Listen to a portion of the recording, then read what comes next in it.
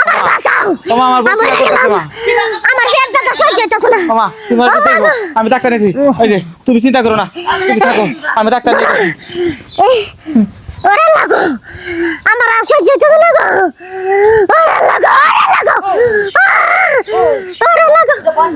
নাটক শুরু করে নাটক লাগো মা আমার বাঁচাও ওরে লাগো মা তোমার দুটো পায়ে ধরে আমার বাঁচাও আমার আর সহ্য হইতাছে না ওরে লাগো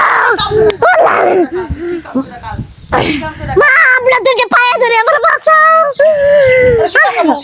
তুই আমার সংসার আইসার পরে থেকে দুনিয়ার অশান্তি আরম্ভ হয়েছে তুই কাজ জায়গায় ডাক্তারে গেল ডাক্তার কত টাকা চাইবো কেন জানো মা তোমার দুটো পায়ে ধরি আমি যদি তোমার পায়ে ধরিব তুমি আমার দশ আমার আর সহ্য হইতাছে না কি হয়েছে তো আমার পেট ব্যথা হইতাছে পেট ব্যথা করতেছে পেট ব্যথা করতে বাপের বাড়ি যায় যে হ্যাঁ পয়সা নিয়ে এবার চিকিৎসা করবে মানুষ না হ্যাঁ বাপের বাড়ি কি বাট থেকে মা আমার বাঁচাও মাঝে মাঝে কান্না ছাইরা দেয় এটা বাপ ধরছে আমি জানি আমার বাপ ধরছি না আমার প্রচুর ব্যথা হইতাছে তাড়াতাড়ি আসেন আমার বউ ব্যথা শিখির পারতেছে আহা আপনি এমন ভাবে অস্থির হলে আপনার বউকে সান্ত্বনা দিবে কে? আপনি একটু ধীরে সুস্থে আস্তে আস্তে কথা বলুন।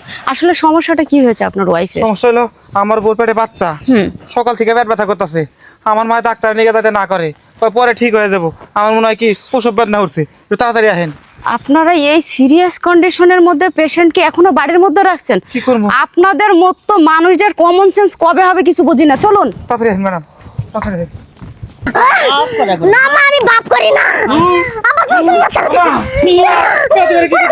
মামা তুমি কি পাগল হয়ে গেছো নাকি হ্যাঁ বউ এই দামে পড়ছি ডাক্তার বাবা এই আমার বউ আমি পড়ছি তুমি যাওয়ার পরে আমার মা আমার অনেক ব্যথা দিছে পেটের মধ্যে পারাইছে ডাক্তার বাবা কিছু একটা করেন আচ্ছা আচ্ছা আপনি একটু কান্নাটা থামান। কিছুই হয় নাই ডাক্তার ম্যাডাম বুঝছেন কি ওরা বাপ করতেছে দেখলাম না তুমি চুপ করো জাহানায় দেখলাম আপনি জোরে জোরে নিঃশ্বাস নিন তো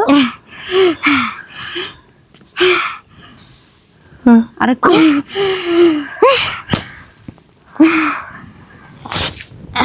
ম্যাডাম কিছু কোন তো কি হয়েছে সরি মিস্টার সাগর, আপনার ওয়াইফের পেটে যে বাচ্চাটা আছে সে বাচ্চা পেটের মধ্যেই মারা গেছে। না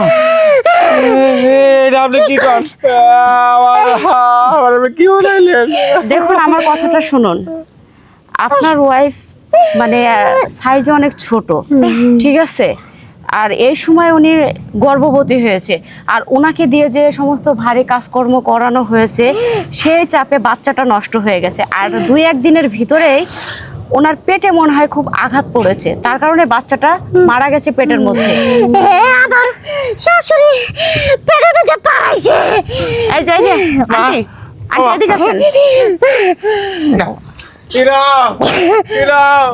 তুমি কি লেগে কাজটা করছো আমার বলার বাইরে লাইলাবা।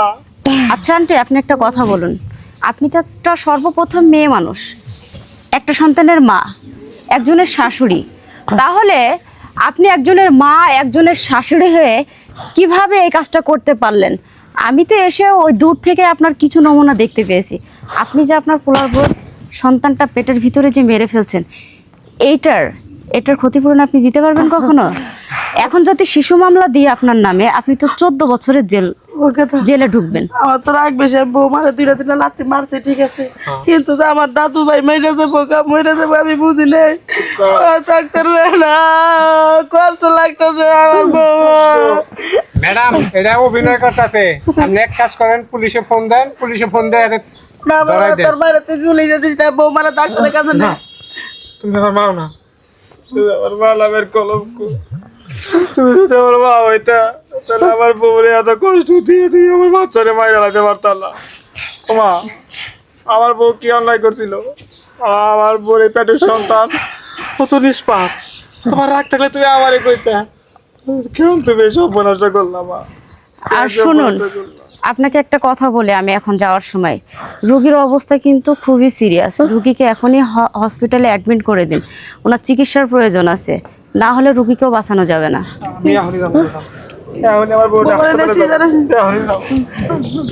হ্যাঁ ম্যাডাম আসি। তুমি আইবালা মা, তুমি আইবালা।